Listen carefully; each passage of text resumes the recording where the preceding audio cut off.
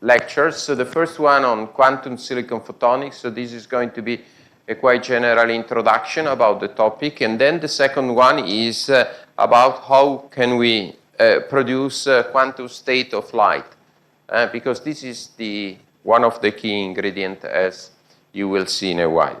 So the topic is quantum silicon photonics. I should thank the people in my group who are working on this topic with me and who essentially have prepared all my slides. So specifically Alessio Baldazzi and Stefano Azzini and Chiara Michelini. So what is the next step in our discussion about silicon photonics? So now what we are going to do is that we are moving from classical integrated photonics to quantum integrated photonics. And the idea of quantum integrated photonics is to develop a system that is able to manipulate single photons within a silicon chip. So therefore, what we are trying to do is that we are trying, as with standard silicon photonics, we are trying to integrate the quantum optics experimental setup like this one. So this is one of our setup into a very small integrated circuit. And as you will see in a while, so the key components that are essentially making the integrated photonic circuits are silicon waveguides. So we are essentially dealing with the same platform as with silicon photonics in general. So in classical photonics, so what we are using are the properties that are predicted by the Maxwell equation on the propagation of light, on diffraction of light, of interference of light, and the coherence of the light. But then the situation changes if now we move from classical light properties to quantum light properties. In this case, in addition to those concepts, we need also to discuss what is quantum superposition, what is quantum entanglement, and what is quantum interference. So each time we speak about quantum, so what we are considering are some strange phenomena that occurs on the nanoscale. And in order to describe those strange phenomena, what we are essentially using are the theories that have been developed by Schrödinger, by Planck, by Heisenberg, by Einstein, and so on and so forth, at the start of the 20th centuries. And so essentially, we are changing our description from wave properties of light to the quantization of the light state, meaning that now we are really dealing with single photons. So typically we say that all this quantum mechanical theory has promoted what is called the first quantum revolution. So, and the quantum theory has been used in order to understand the property of matter. Coming from this understanding, so few disruptive devices during the 20th centuries have been demonstrated. So in 1947, so the first transistor have been developed. Then in 1959, the first integrated circuit. Then in 1962, the first laser diode. Then in 1961, the first microprocessor. And from these single components, so the revolution of internet has appeared. So in 1991, the World Wide Web was implemented, and nowadays we cannot live without any connection. And so starting from this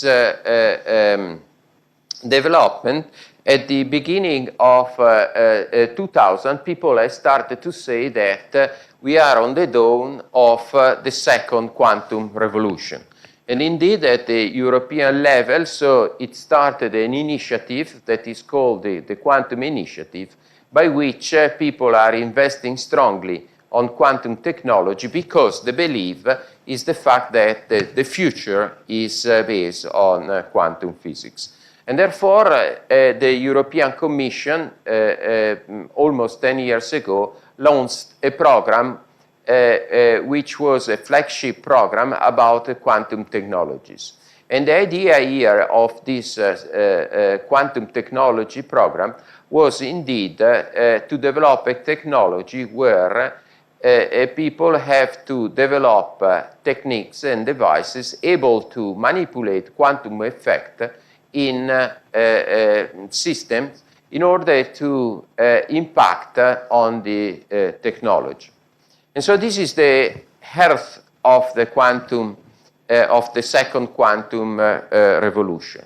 And this idea has been shared by many other states worldwide, and should say that there is a huge global effort all over the world in order to promote and to develop quantum technologies applications. So, for example, here, so this is a cartoon made in 2022. You see that also India has a strong program in quantum technology that at this time here was worth of $1 billion. It's a very significant program. And then, so since there is such a large interest in developing this technology, also business has been developed based on quantum technology. Here is the forecast of the market increase of the quantum technology related market, and what you see here is that the forecast increase in percentage of the market is extremely significant. So 30% is even larger of the predicted increase of India in this time. And what is quite interesting here is the fact that the sector by which people are essentially investing, that is about quantum computing or quantum cryptography, so they are growing. But the actual and most important market nowadays for quantum technologies is in sensing. Okay, so quantum sensing, quantum measurements is really the market that is driven the sector nowadays. It is predicted that then, in 5 years from now, so the quantum computing and the quantum cryptography market will increase. If one should consider the size of the quantum computing market, so the prediction is that nowadays the size is quite small, but in 5 years it will grow up significantly. But quantum technology is not only quantum computing, it's not only quantum cryptography, but there are a huge diversity of applications for quantum technology. So quantum technology is really something that has the premise to impact very significant the market. So, what are quantum technologies now? Because I simply introduced quantum technologies, and now we need to discuss what are the key aspects on quantum mechanics that people are trying to use in order to enable new devices. And so here in this cartoon, I will go in detail in all of these different aspects, is briefly summarize what we want to use in order to build up new devices, meaning that in order to build up a new technology. So we want to use qubits, we want to use the properties of the quantum measurements, we want to use the properties of quantum superposition, and we want to use the properties of quantum entanglement. Okay? So therefore, the second quantum revolution is based on the intrinsic properties of a quantum system. So the first properties, that is the most important and the reason why it is called quantum, is the fact that nature is not continuum, is not a continuum of state, is not a continuum of atoms, is not a continuum of anything, but has an intrinsic granularity. That means that everything is quantized. So the energy is quantized, the light is quantized, and so the quantum of light are the photons. And therefore, so what we want to use in the second quantum revolution is the properties of the single entities that are making the nature. And since we are interested in photonics, for us, these single particles are the photons. And so what we want to use in this second quantum revolution are the properties of isolated photons. Okay? So in this laser, you have billions, hundreds of billions of photons. What we want to do is that now, no longer using billions of photons, but only one single photon. And therefore, one of the important properties, one of the important aspects, one of the important challenge is to be able to generate those single photons, to be able to manipulate those single photons, to be able to detect those single photons. So there is a need of generate what is called non-classical light sources. Non-classical means light sources that are able to generate a single photon. Classical light sources like a laser, like a lamp, like a black body are generating a huge amount of photons. Here we want to generate a single photon. So one very easy way to generate a single photon is simply to try to manipulate the device in such a way that we are able to trigger a single electronic transition. Okay? And therefore, so what we can do is that we can take an atom or a quantum dots and then excite one electron into a high energy state and then force this electron to recombine. And during this recombination, so the electron emits a photon. And if we have an isolated atom, so we can get a source of a single photon. So this is one way to generate the single photon. Another way to generate a single photon is to exploit some spontaneous properties of the nature of the materials by which we can get spontaneously, meaning that it's not triggered by any external means,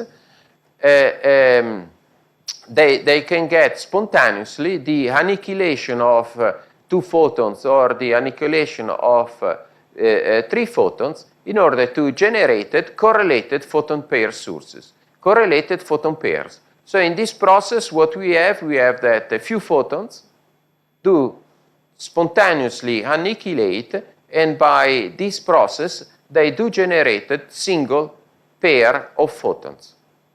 And so this is another technique that we are using. And those 2 techniques I will discuss in a while. But what is important is the fact that in this case, so this source is deterministic, meaning that we know when the photon is going to be generated. So whenever we have one electron in this high energy state, a photon will be generated. On the other side, this source is probabilistic, meaning that we don't know when the photon will be generated. We only know that the probability to generate this photon is given by a certain number. At the end of those 2 processes, what we can get a precise control of the initial state of the field. And then we make evolving the field in order to get the output states. So since we are dealing with single photons, so then by comparing classical photonics with quantum photonics, we need to be very aware of the fact that the threshold for the different phenomena are very significantly different. For example, if we consider and we compare the power of the light beam that we are typically using, in classical photonic, the power is a few milliwatts. So this laser pointer here has a power that could be a fraction of a milliwatt. Since in quantum photonics we are dealing with a single photon, the level of the power of the light beam that we are going to use is extremely, extremely lower. Okay? So we are talking about some power that is of the order of femtowatt. You know femtowatt, 10 to the minus 15 watts. Extremely small. On the other side, the properties of the light state, in the case of classical photonics, for example, if we are considering a laser beam, we have that the main property is the fact that the laser beam is coherent. So the coherence of the laser beam is the reason why we are developing silicon photonics, integrated photonics. In the quantum realm, so the most important properties of the light state is the fact that we can get a single photon, meaning that we are dealing with product states, or we can get entangled photon, meaning that we are dealing with multipartite states. And so the properties are significantly different. The intrinsic properties of the light state moving from the classical to the quantum state. Then, from the point of view of the detector, also the detectivity, the characteristic of detector should be adapted to the fact that now we are dealing with an extremely small signal power. And therefore, so that means that the detector, so the noise equivalent power of the detector, so the ability of the detector to detect a very small signal should be order of magnitude better in quantum photonics than in classical photonics. The crosstalk, you remember yesterday we discussed about the crosstalk, and we say that we can accept a crosstalk between different channels in an optical network that is something smaller than 30 dBs. In the case of the quantum photonics, any filter that we are going to develop, the max or a filter on a signal, anything, should be able to filter out to the single photon level, meaning that now the requirement is extremely more severe. So we need to develop filters that are able to isolate the nearby channel by more than 100 dBs. And you see how those two quantities differ, which means that the requirement on the single component in quantum photonics is much more stringent than the one that we are typically used to have in standard classical silicon photonics. Then the noise level is already is as well very required. And also what you have quite importantly is that the scaling law in classical photonics are typically linear, while in quantum photonics are typically nonlinear. Okay? So that means what? It means that here, if we have 10 photons in, we can get 5 photons out. If we have 20 photons in, we can get 10 photons out. In this case, the situation is different. Here you see an N, so means that the response of the system depends on the number of photons that you have inside your system. And therefore, the output signal is not only dependent on the input signal, but is dependent also on how many photons are used in your system.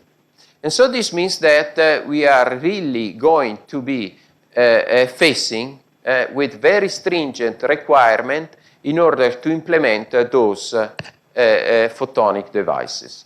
And the reason why we are asking those very stringent requirements is the fact that now we are manipulating the single photon.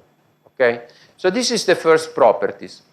The second properties that we are going to use in quantum photonics is the state superposition.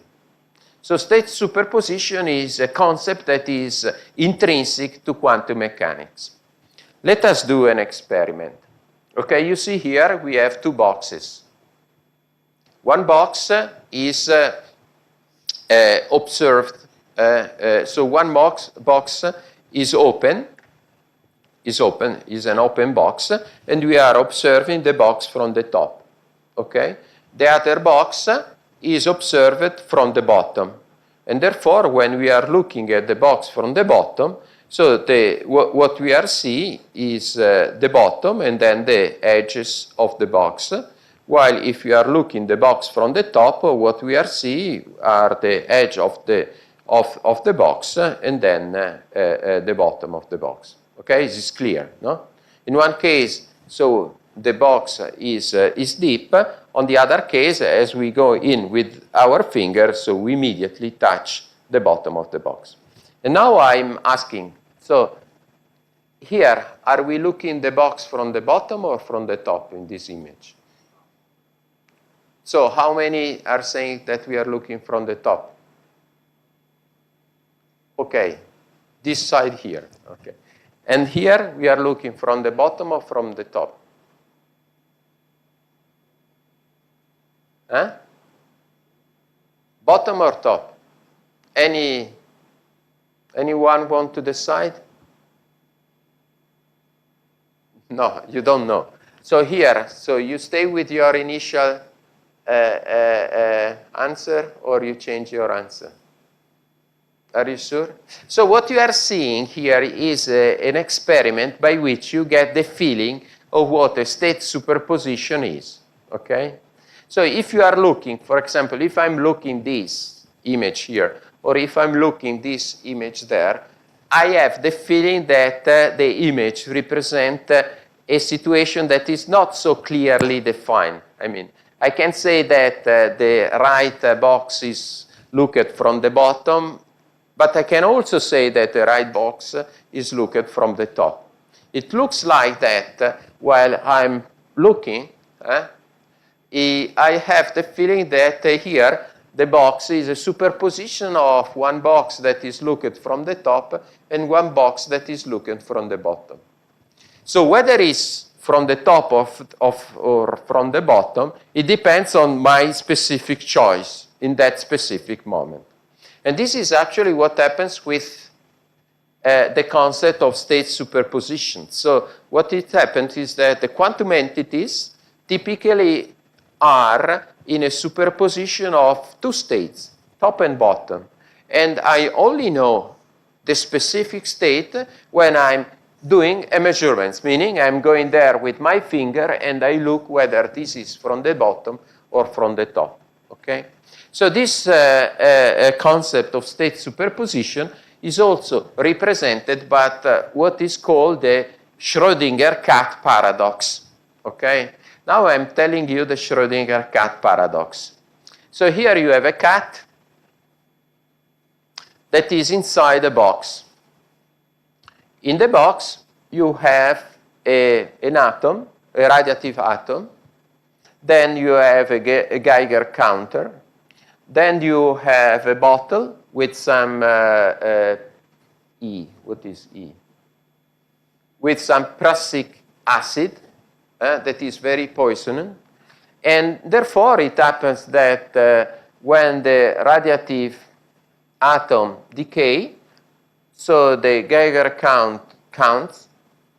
The Geiger count counts, activate this hammer that breaks the bottle. The prussic acid exit from the bottom. The cat breathes the acid, and then it dies. Okay? Everything is inside the box. An observer from the exterior, with the box closed, cannot say whether the cat is alive or is dead. Because the probability that the cat is alive is 1 minus the probability that this atom has decayed. The probability that the cat is dead is equal to the probability that this atom is decayed. However, we don't know whether the atom, because we only know the probability. So there is a 50% of probability that the atom decay, or 50% probability that the atom has not decayed.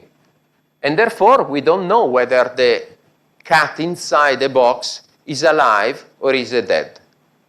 The external observer, without doing a measurement, should say that the cat is in a superposition of two states. meaning that the cat should be at the same time alive and dead.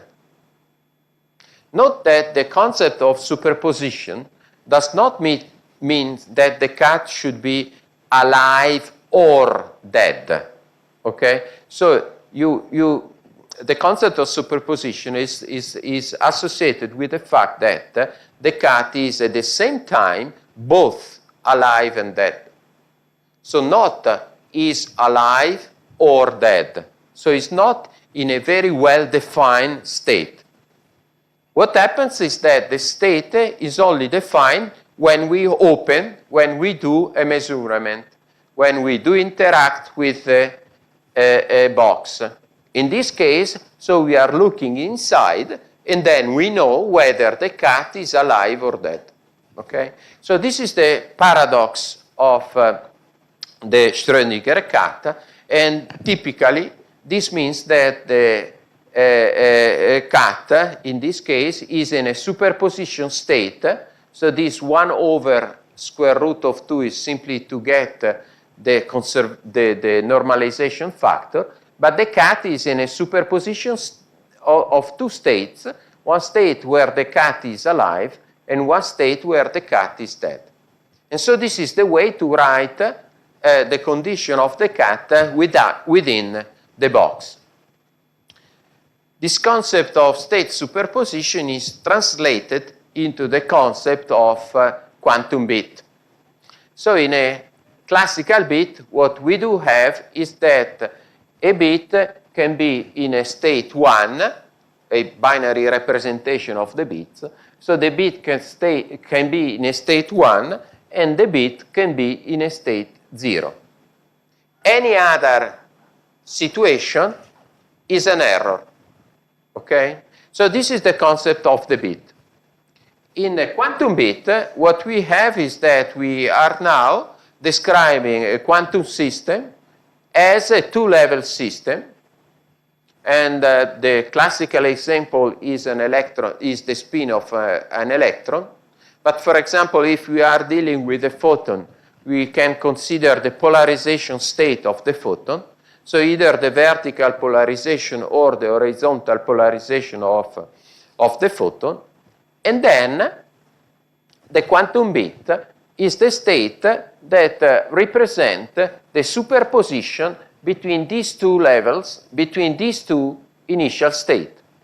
And so therefore, what you have is that a qubit can be represented as the superposition of a bit in the state 1 plus a bit in state 0, with a different C0 and C1 with a different probability. Okay? And so in this case, it means that when we are manipulating a qubit, what we are doing is that we are manipulating at the same time all the superposition state between state 1 and state 0.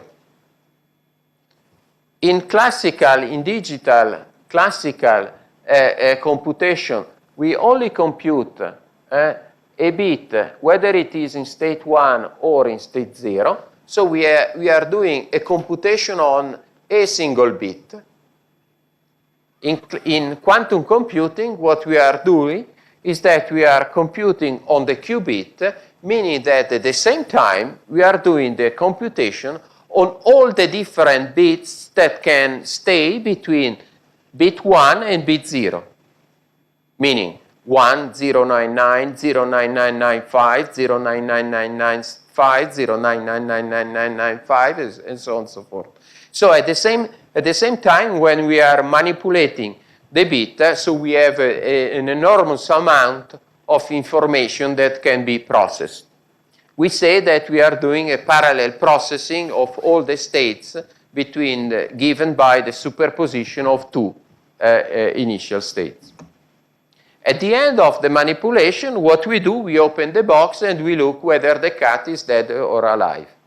So that means that at the end of the calculation, so we make that the wave function, so the qubit state will collapse either in 1 or in 0.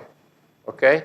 At the end of the propagation of our single photons, we know where the photon, the polarization state of the photon. Okay? So this is the concept of quantum qubit. And based on that, so people have developed a quantum computing. And so there was a big excitement about the quantum computing.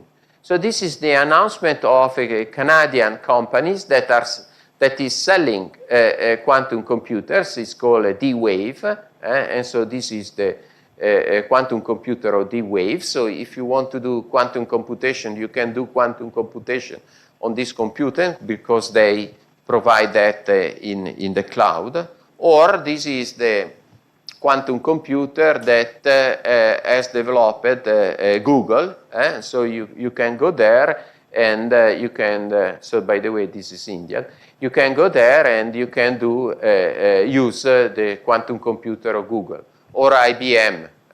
So this afternoon when you will do a simulation and computation by using quantum computers, probably you are going to use the IBM quantum computers. So there are many different technological approaches which have been used in order to implement quantum computers. And so you have a platform that is the Ion Trap platform.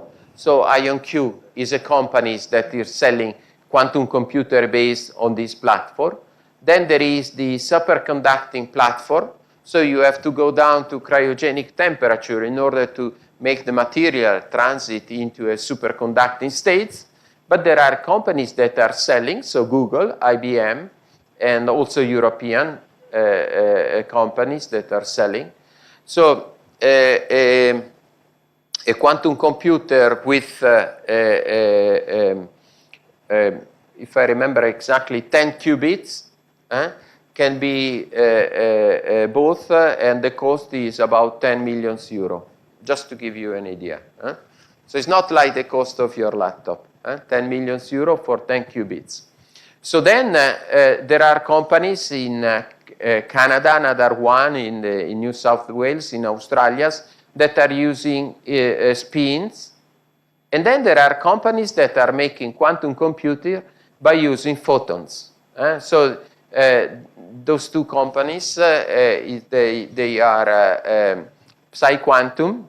So PsiQuantum is a company, is a Californian company founded by two British researchers that has a value of more than 1 billion euro.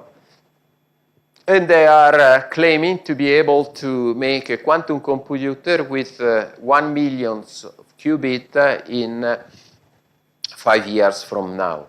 So then there is another company. This is a Canadian company that is Xanadu, that is selling quantum computers. Nowadays they are able to sell, to make a quantum computer with 50 qubits. And this is also a company that is using photonics and is making the photonic circuit by using the silicon nitride platform. So this PsiQuantum is using silicon, and Xanadu is using silicon nitride. And then there are other companies that are selling quantum computer. QX is a company, is a European company that is selling a quantum computer. And even in Italy, we have companies that are selling quantum computers. So we are, personally, we are working with a company that is called Rotonium, that is indeed trying to sell a quantum computer. So where are we? Okay, so here we are trying to manage to develop quantum computers that are able to handle errors. And so this is a real problem, because errors in the computation means that at the end your result is useless. And there are many claims that in few years we will have a general purpose quantum computers, But actually, so the situation where we are is similar to this one. So this is the kind of quantum computer that we would like to have. And nowadays, we have a quantum computer that is like... so that means that in order to have that the quantum computer overpass digital computers, so we need to be able to have a quantum computer able to handle a few thousand of qubits. And nowadays, so the record, I think, is 500 qubits. So we are still on the dawn of quantum computation. So this is an example of a quantum computer, actually a quantum simulator, that we have developed by using the technologies of the Bruno Kessler Foundation. I already said that in Trento we have the university and then the Bruno Kessler Foundation nearby, where they are making silicon photonic circuitry. And so the Bruno Kessler Foundation was handled this project. So this is a European project which is supported by the European Commission. And in this project, so we have developed quantum computers that is integrating every single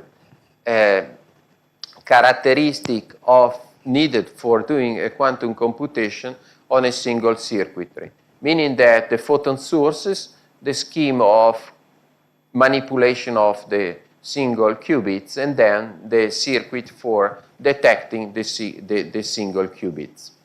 And so this is quite important because this platform has the advantages of being CMOS compatible, and more importantly, of being able to work at room temperature. So I said that one property is a single particle, the other property is state superposition, and then the last, but which is the most critical properties, is the entanglement. Any question up to now, or is it clear? Okay, let's go to entanglement. So Schrödinger, the father of quantum mechanics, was saying that entanglement, for me, is not one properties of quantum mechanics, but the trait, meaning that the real truth of quantum mechanics. Okay, so entanglement is really what is making quantum mechanics different from classical mechanics.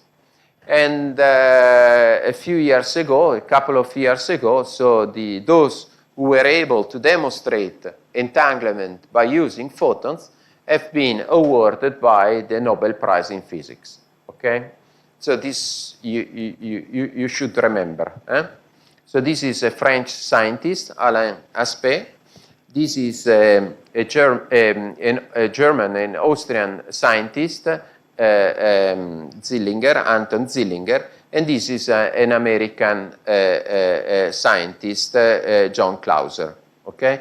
And so they were able to demonstrate, John Clauser and Alain Aspect, the entanglement properties of photons, while Anton Zillinger was able to demonstrate the practical application in experiment like teleportation or quantum communication of the entanglement. And therefore, so they were given the Nobel Prize. So what is the entanglement? Entanglement was a concept that is quite difficult to understand because, for example, Albert Einstein was saying that quantum entanglement is not a real property. It's only a way that we are using because we are to describe what is happening in nature, because we are not good in developing a complete theory of what is happening in nature. The problem with Albert Einstein was the fact that he was not accepting the concept of non-locality. Let us try to understand the idea of the quantum entanglement. So let us perform this kind of experiment. So we have a source of photons, and inside this source of photons, we have 2 photons. Okay? Then, what Albert Einstein was thinking was the fact that the 2 photons within the source had already very well characterized their properties. For example, let us consider that the photons within the source can be red or blue. Or if we consider the polarization state of the matter, can have a vertical or horizontal polarization. So Einstein was thinking that within the box, the 2 photons, the properties of the 2 photons was already established. Then it happens that the 2 photons, the blue or the red, are sent to 2 observers, which are typically called Alice and Bob. And now Alice is looking at the photon and is observing that the photon is blue. Therefore, she is thinking that if I have got the blue photon, so then Bob should have got the red photon. At the same time, Bob is looking at the photon, is observing that the photon is is red, and therefore he immediately thinks that Alice has got the photon red. Okay? So this is what Einstein was thinking that nature behaves, how nature behaves. So the state of the photon is predetermined, is already intrinsic in the source. Quantum mechanics, on the other hand, is saying that each single photon is in a superposition of 2 states, the red and the blue. And therefore, in the source, the photons are both red and blue. Then the 2 photons are emitted by the source, and they maintain the fact that they are in a superposition of 2 states, red and blue. But what happens is the fact that the 2 photons are correlated, meaning that here we have a photon that is both red and blue, and here we have a photon that is both red and blue, but the state of the 2 photons are correlated. Now, the photon reached Alice. And now you have the collapse of the wave function that happens during the measurements, meaning that you start with a situation where you have a superposition of 2 states, then you do the measurements, and then you end up with a very well specified state. The wave function that was a superposition of 2 states collapsed on a single state. That means that here the photons was in a superposition of 2 states, red and blue, and while Alice is doing the measurements, the wave function collapses, and then as a result of the measurements, Alice is measuring that the photon is red. This is the result of the superposition and of the measurements. But quantum entanglement tells us something more. Since the 2 states are entangled, are correlated, what happens is the fact that when Alice is doing the measurements and the wave function collapses to a state, very well-defined state, this collapse of the wave function happens also on the photons that Bob is measuring. And what happens is the fact that immediately when Alice is doing the measurements, the wave function of the photon in Bob's hands collapses to a state that is the counterpart of the state measured by Alice. So that means that in one measurement, you have that the 2 photons are emitted, you get that Alice is measuring red, and Bob is measuring blue. In another measurement, you have that Alice is measuring red, and Bob is measuring blue. In another measurement, Alice is measuring blue, and Bob is measuring red. And so the outcome of the measurements cannot be known a priori, because this is the result of the superposition of the two states, but what we know immediately is the fact that when Alice measured a state, Bob immediately measured the other state. And this was something that Einstein could not accept, because Einstein was saying it's not possible that the correlation between the two states is preserved even though the two states are not on the same physical position.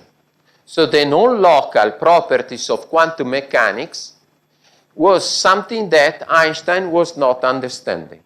So here we are dealing with the non-local properties of the quantum mechanics. So entanglement is preserved even though the two particles are physically separated.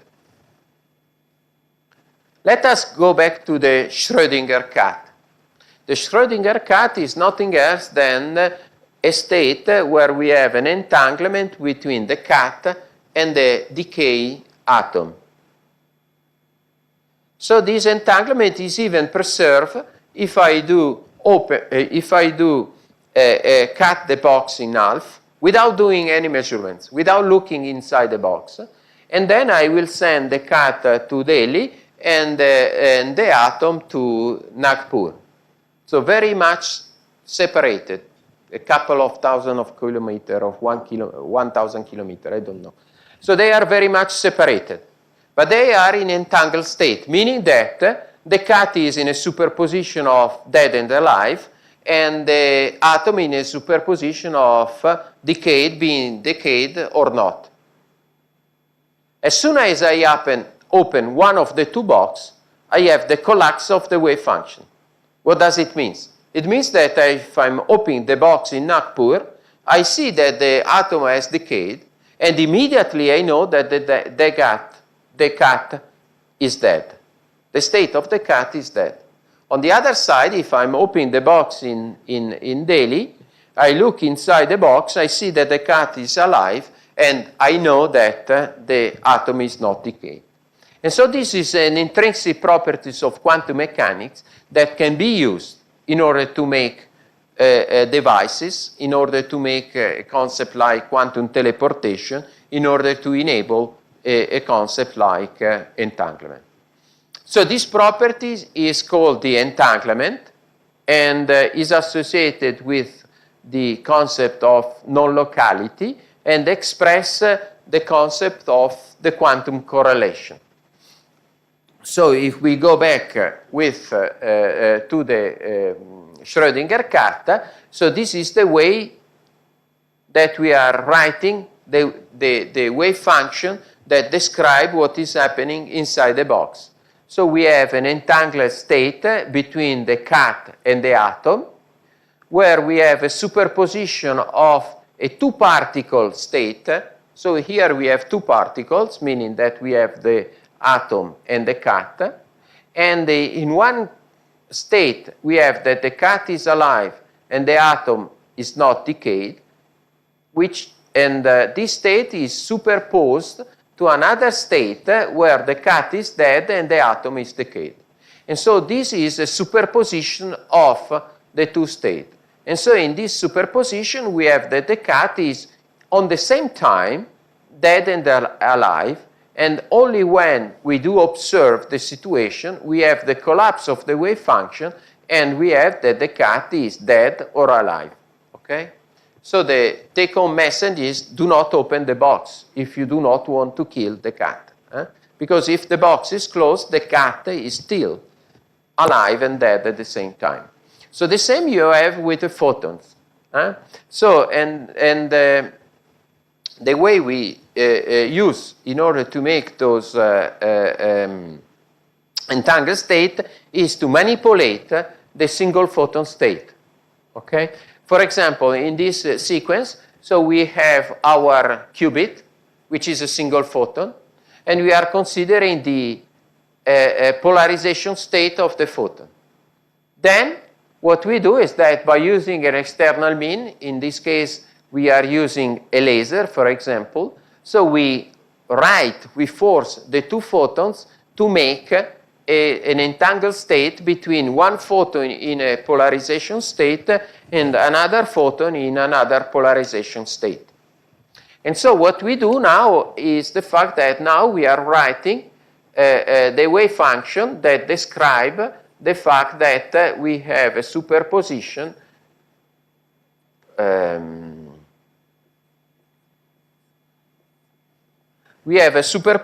between the two photons. So one photon is photon 0. Are you familiar with this way to write, to describe the state? So here what I mean when I do that is that I'm describing the state, okay? Then what I put here is the characteristic, the degree of freedom of the state that I'm describing. For example, if I have a photon that is in the polarization state, that is a vertical polarization state, so then what I'm saying, I'm describing the degree of freedom of my photon, and since the photon is in the vertical polarization state, I put here V, okay? Then I may say that I'm trying to describe in two photons, one photon here and the second photon there. And therefore I have the way I'm saying is that this photon is in this state, this wave function is describing this photon, and I call this photon photon 0. It's just to label the photon. And this wave function here is describing this other photon. And I say this is the photon 1, okay? Then what I'm doing is that now I do force, by using the laser, this photon state into I'm forcing this photon into a well-defined polarization state. For example, the vertical. And therefore, what I'm saying now, if I do want to describe a photon that has a vertical polarization, I will add here the cat. So this is called the cat. The cat of the vertical degree of the polarization degree of freedom. And therefore, now I have the product between V and 0.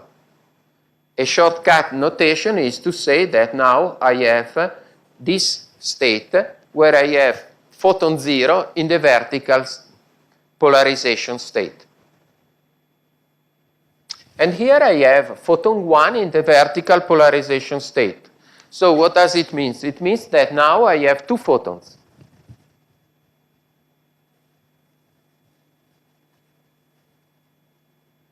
I have two photons. One photon that has an horizontal polarization, and the second photon that has a vertical polarization. But those two photons, you see the plus, those two photon states are correlated, are entangled. But those two photon states are entangled, okay?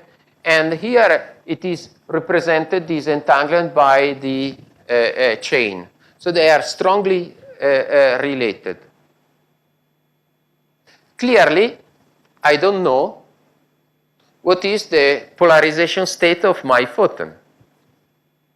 If I'm sending my photon away, and here I have a photodetector, I don't know whether in this photodetector is the photon 1 that is coming or is the photon 0 that is coming. And therefore I have that the result of this, the state of my photon along this path can be either a photon 0 that is vertical and a photon 1 that is photon 0 that is horizontal and a photon 1 that is vertical. I don't know which one is here because they are both sent away. And I can also separate those physically, locally separate. One I can send in Beijing, and the other one I will send in Vienna. And then I will do the measurements and I will get the Nobel Prize.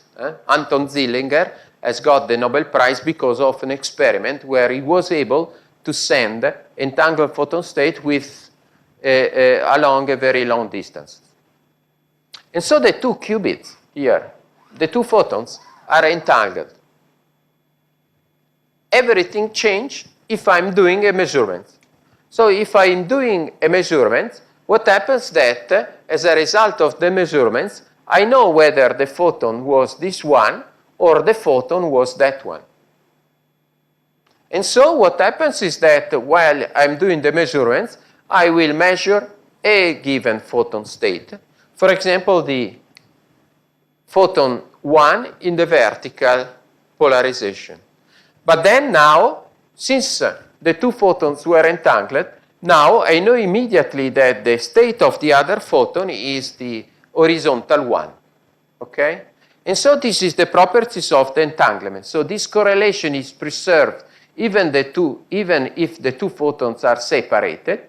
And when I'm doing a measurement, so then I have the collapse of the photon in a very well-defined polarization state. And immediately the information of this polarization state is transferred to the other photon. Now we have another properties that can be exploited in order to entangle photon states. And so this properties is the contextuality of the quantum mechanics. What does contextuality mean? Contextuality means that, remember the box into which we had the two balls. So we have the box with the two balls.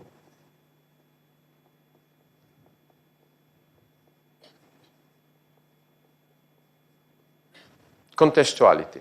So we have the two balls inside the box. What I was saying is that the box, so the color of the box is not predetermined. Sorry. What I was saying is that the color of the ball is not predetermined. Classical mechanics is saying that the color of the ball are predetermined, so this is red or blue. Classical mechanics say that the color of the balls are predetermined. So we know in advance, so the color of the ball is an intrinsic properties of the ball, and within the box, the ball could be or red or blue. Quantum mechanics say that this is not true. What happens is the fact that within the box, the ball is in a superposition of state where the color of the ball is at the same time red and blue. And it's only during the measurements that I'm determining the color of the ball. So contextuality means that during the measurements,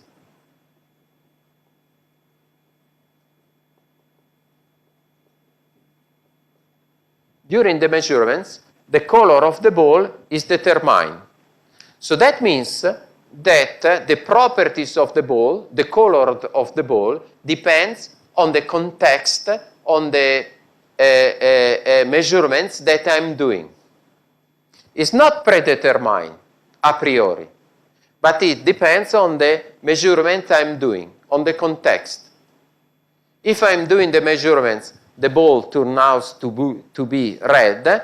If you are doing the measurements, the ball turns out to be blue. It's like if you are looking to a man, and this man is in a superposition state of the color of his skin. If I'm looking at this man, I see that this man is black. If you are looking at this man, you see that this man is white, or vice versa. Don't know. So it's the measurements, it's the person that is doing the measurements that determine the state, the color of the skin of the man. And so this means that we do have that the ball is at the same time in a superposition state between the blue and the red. So this is a very important properties of the quantum mechanics that differs substantially from what is happening in classical mechanics. Einstein was not happy with this. Einstein was saying that quantum mechanics is an imperfect theory because it's not able to describe how nature is working. On the other side, Schrödinger and the other father of quantum mechanics were saying that, no, it's not true. So quantum mechanics is a good theory of nature. The problem is that quantum mechanics has properties that classical mechanics does not have. Contextuality, and as a result of the contextuality, the properties of non-locality. Non-locality, what does mean? It means that the entanglement is preserved even the two particles are separated. Contextuality means the properties of the particle is determined by the way I'm performing the measurements. And sometimes the result is a result, and sometimes the result is a different result. It depends on the measurements. With the measurements, I do force the collapse of the wave function. And so what we did in the past, and I will talk about that tomorrow, is that we are also able to produce quantum correlation, so entanglement, not having two particles, not having a particle that is red or a particle that is blue, two different particles, but within the single particles. And, and what we are doing is that we are producing a quantum correlation between two different properties of the same particle. Let us give a simple example. So what we are doing, so if you consider your man, you have that the man can be black and white, or you can have that the man is tall or short. And therefore, so what you can do an entanglement, so black and white, or tall and short. And so therefore, what you can do, you can write an entanglement between those two characteristics of the man. So this means that the man can be black and tall, or the man can be white and short. And so what you do is that you entangle, you correlate those two properties. If you do a measurement, so you have that the wave function of the man collapse on a very well-defined state, that means that now the man is black and tall. But this is produced by the person, because of the contest, by the person that is looking at the man. Another man, another observer, can get a different results. Okay? And so what you have is that you have entanglement on a single man between those two characteristics of this man. And what we have, we will talk tomorrow is how it is possible by using those properties to make and to enable a new device. So here is the ingredient, the basic ingredient of quantum system that are exploited in quantum technologies. So the single particle, the entanglement, and the state superposition. Now the problem is, how can we integrate all those properties within a single photon chip? And so what we have to describe is, how do we generate these single photon or these entangled photon sources? How do we manipulate the superposition state? How do we process those single photons? And then, finally, how we do perform the detection. So, the problem is to have a generation stage, meaning that we need to have lasers, we need to have single photon sources, and this is going to be the topics of the next lecture. And then we need to have a manipulated stage of the photon state, the quantum photon state. And in the manipulation stage, what you have a standard photonic component that we already know, Mach-Zehnder, beam splitter, couplers, and things like that. And then we have finally the detection stage. And the detection stage is made by detectors, by filters, and the requirement on the detector and filters are very, very, very stringent, meaning that we need to have detectors that are able to detect the single photon. We need to have filters that are able to filter out up to the single photon level. So a few last considerations before the break, just to give you an idea where we are.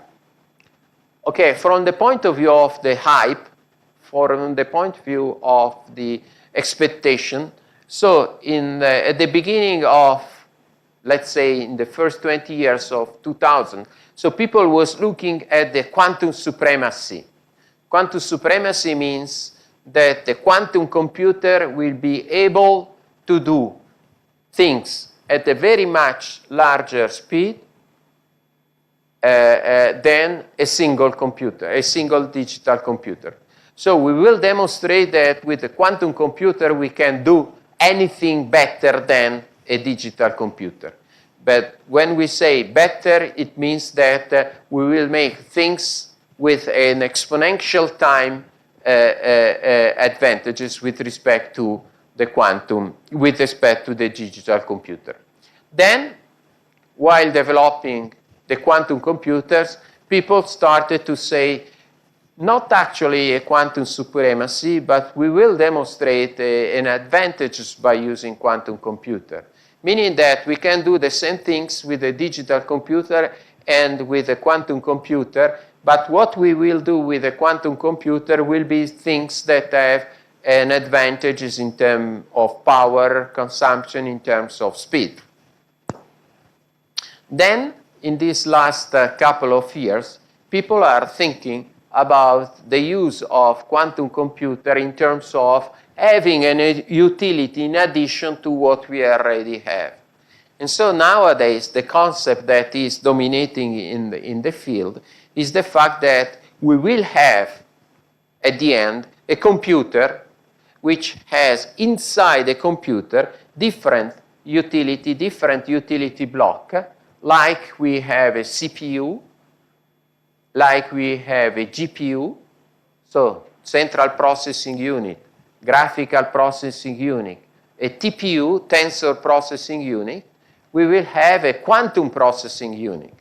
And therefore, those calculations where a quantum calculation will improve, the performance will be performed by the QPU, while those calculations, for example, artificial intelligence will be done in a GPU, or those calculations, for example, sequential operation, will be done in the CPU. So the computer will be able to drive the specific part of the calculation to the unit that is able to perform this calculation in a better way. So which could be the GPU, the QPU, the CPU. And therefore, so the quantum computer will not replace the digital computer as it was expected at the beginning of the second quantum revolution, but will complement the standard digital computer by adding more functionality in the processing. This is also reflected in the so-called, I don't know whether you are familiar, Gartner hype cycle. So this is a way that Gartner, that is a foundation, an American foundation, is representing how a technology is evolving. I don't know whether you are able to read, but this is the expectation as a function of the time about a technology. So you start with the discovery, so the trigger of innovation, so the development, and then the expectations start to rise. Then you have a peak in the inflated expectation. So all the people are saying that there is a lot of hype about this expectation. All the people want to invest, so there is a big expectation. So this new technology will change the way we are living, and so on and so forth. So then after this peak, so you have a drop in the expectation that is called the disillusionment period, and then you have the slow growth of the actual deployment of the technology, which means that now you have what is called the plateau of productivity. Okay? And so this is the way that the technology, from the point of view of the expectation, typically evolve. And so Gartner, what they are doing is they are placing all the different technologies along these curves. In 2018, so quantum computing was in this position. So in 2018, all the people were very excited about quantum computing. All the people were very excited about quantum communication. All the people wanted to invest in quantum computing. And what you see here is the fact that you have that quantum computing was even larger than artificial intelligence. A big investment push in quantum computing. So then, last year, Gartner produced the next hype cycle. And what happens is the fact that in 2023, so last year, few years after ChatGPT was public in 2022, so the year after, and so what you have is that on the top on the peak of the expectation of the hype, there was generative AI. So that means that all the people is investing in generative AI because there is a huge expectation of. And what is funny here is the fact that quantum computing disappeared. Okay? So even not in this range here. So quantum computing is gone. And the reason why is that here people were saying in 5 years we will produce a general quantum computer that is able to do everything better than the other, exponentially better than the other. But then, during the development of the technology, people realized that quantum computer is still at the level of research in the lab, okay? And therefore, so it went out.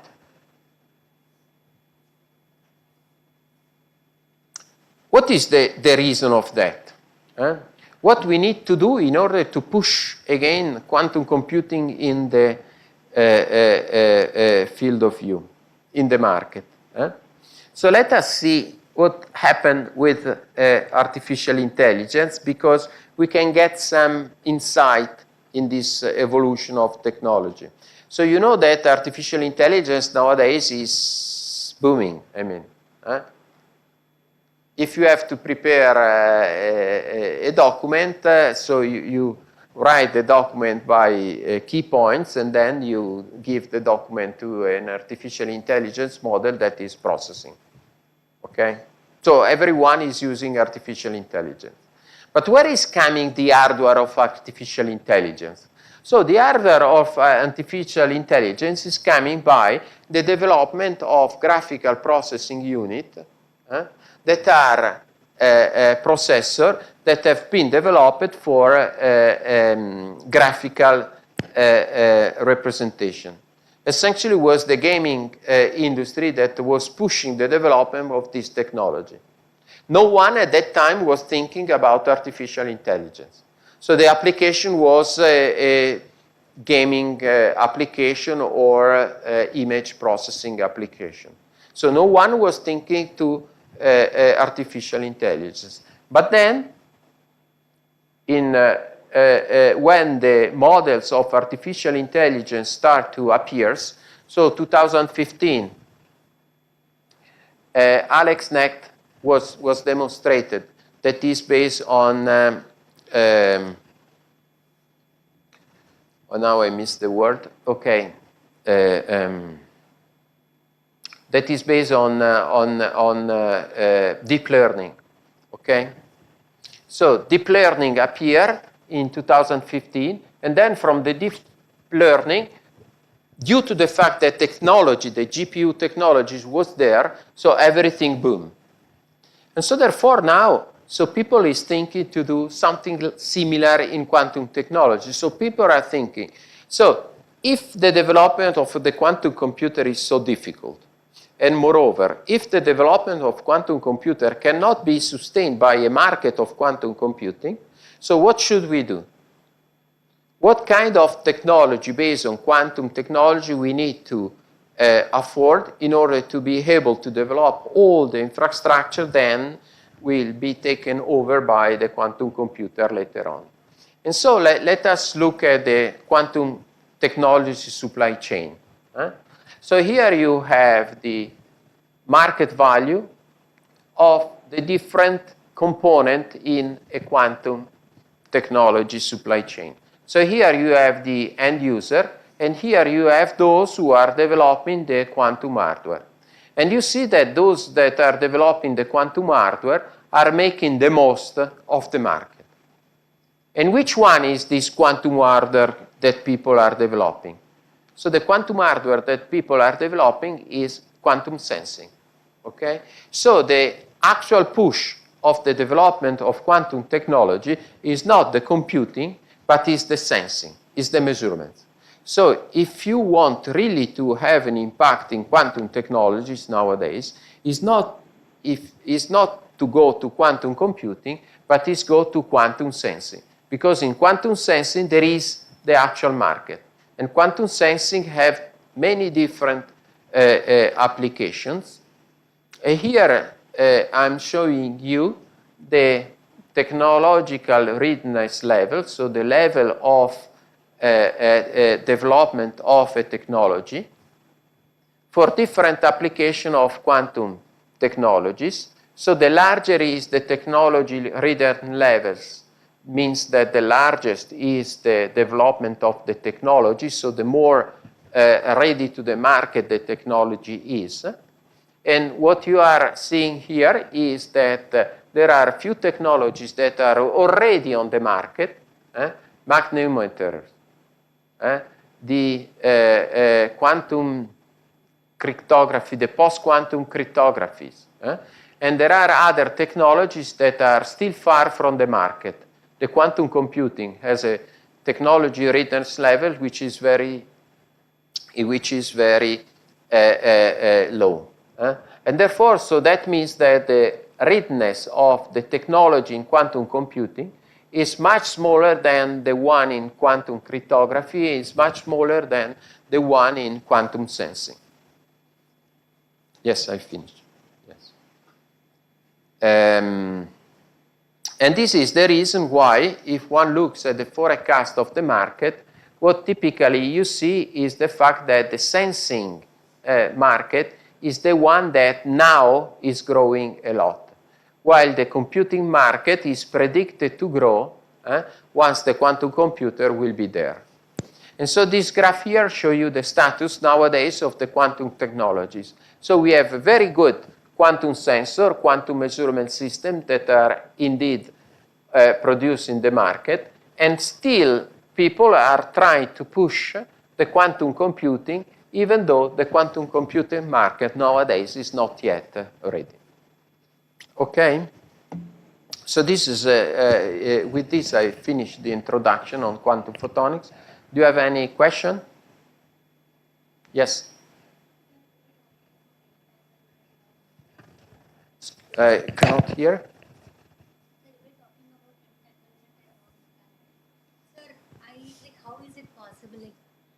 You were explaining about Schrodinger cat thing, and if I separate the two boxes to a larger distance, obviously the probability of cat dying will be changed, right? And how is it possible? Like, I did not get that feeling. Okay, so the question is quite good question. So the question is, so I do have two things that are entangled, okay? And the question is, how can I preserve the entanglement over long distances? So the question is a very important question that is about the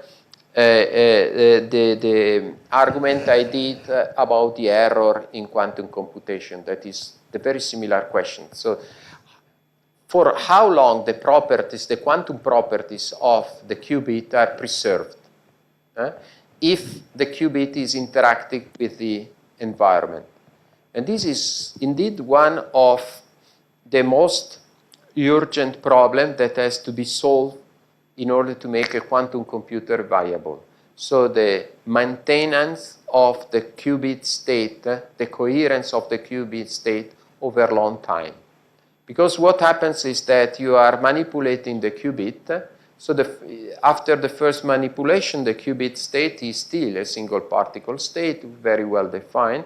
The second manipulation is still a very good quantum state, is conserved. But then, if you increase the number of manipulations, you lose the quantum properties of the state. And therefore, you lose the quantum properties of your qubit.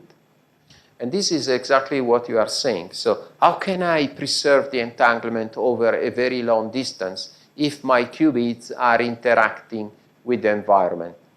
And indeed, this is what happens. So the quantum correlation properties are lost if the photons or if the quantum state interacts with the environment.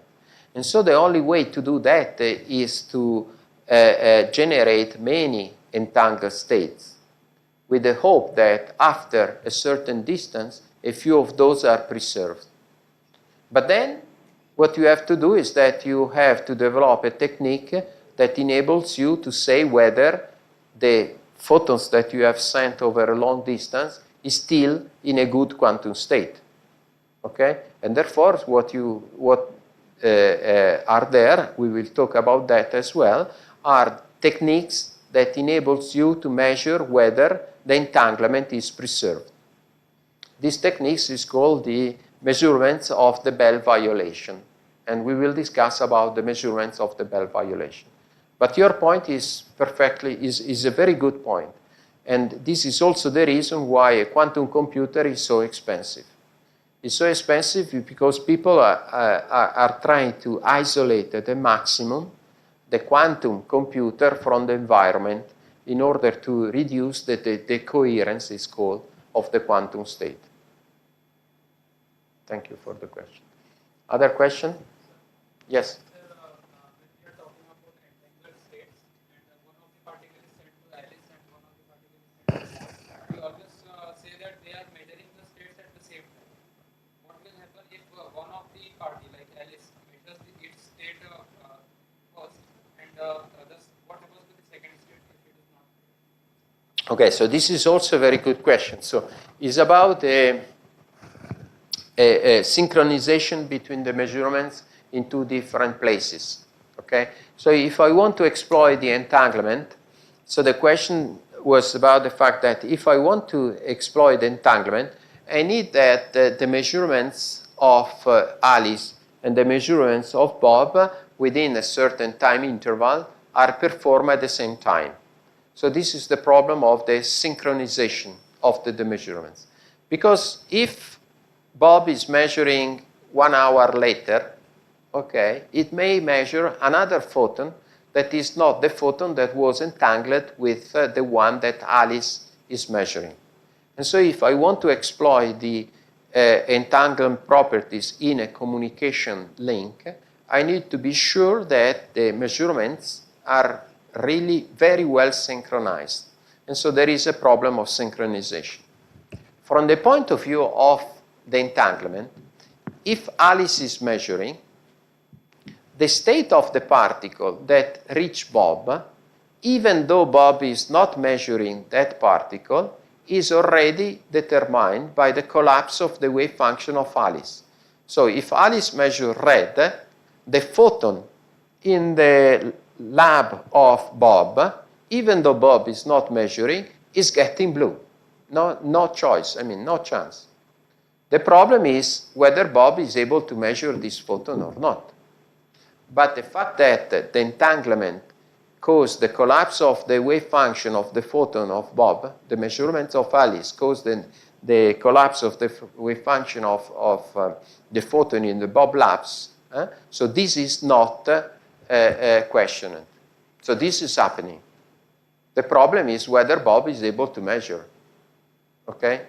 I don't know whether I have answered to your question. Okay? Good. Other question? Does there exist any relation between special theory of relativity and quantum?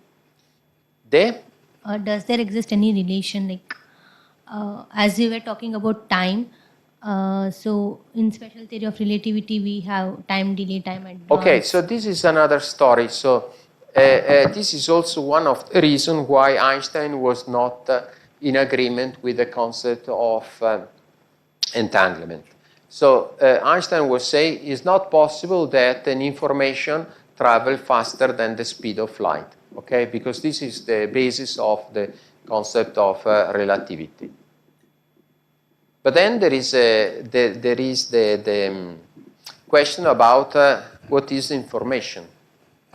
So is entanglement transferring any information or not? Okay, so this is the actual point of the questioning. So entanglement is not against quantum is not against relativity.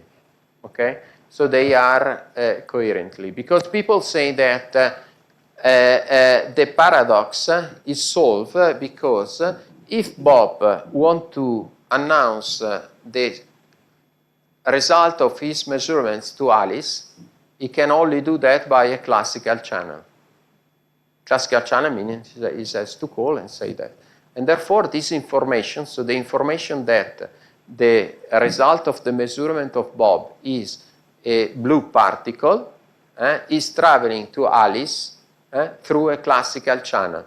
And therefore, the relativity is not violated. You see? But then in quantum theory, the concept of time is not like in classical theory. So the concept of time in quantum is not well defined. And the entanglement is also preserved in time. So there is the theory of procrastination by which the result of a measurement in the future affect the state of a particle in the past. Because the time in quantum mechanics is not very well defined. If you are interested in quantum procrastination, I can give you some reference on that. I will show you tomorrow, I guess, or today, some experimental measurements that we cannot understand with standard classical intuition.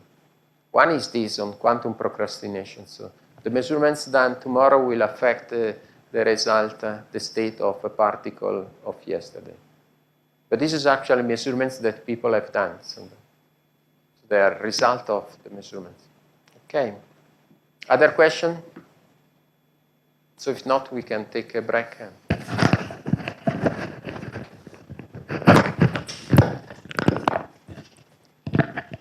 So we'll have like half an hour break. There's tea and biscuits outside, and again we'll start again in half an hour for the next session.